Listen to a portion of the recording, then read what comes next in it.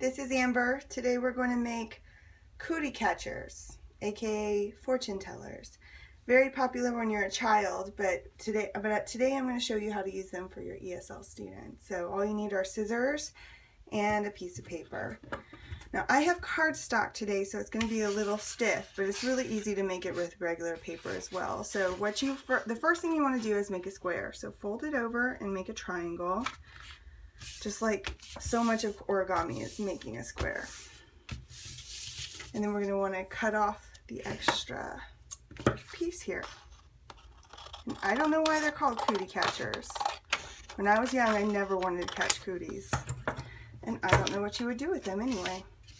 So after you make your square, open it up, and you want to fold it the other direction, just to make an X in the middle.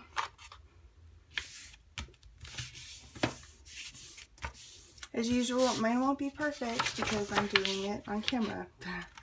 So open it back up, you have this X, and you're going to want to fold each point into the middle point. Each corner into the middle point. And keep going around. So cootie catchers are great for use with your ESL students. Traditionally, when you were young, they were just to say who you're going to marry, how much money you're going to make in the future, stuff like that. But you can use them for a variety of things in the classroom. And like anything that's kind of TPR-ish, that's hands-on, students really get a kick out of making something. So once you have all four corners folded in, what you want to do is flip the entire thing over. And we're going to repeat that. We're going to fold each corner into the middle, just like we did before. I'm going to make sharper creases on the edges though, because cardstock. So you want to fold each corner into the middle. Actually, I'm going to use this.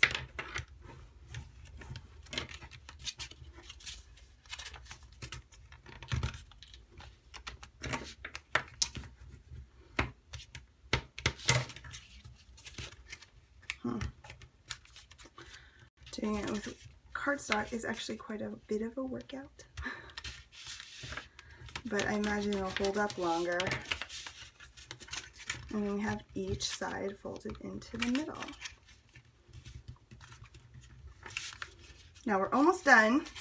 So at this point, all we want to do is fold the entire thing in half.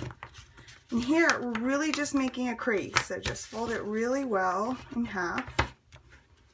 Okay, open it back up and fold it the other way in half. Okay.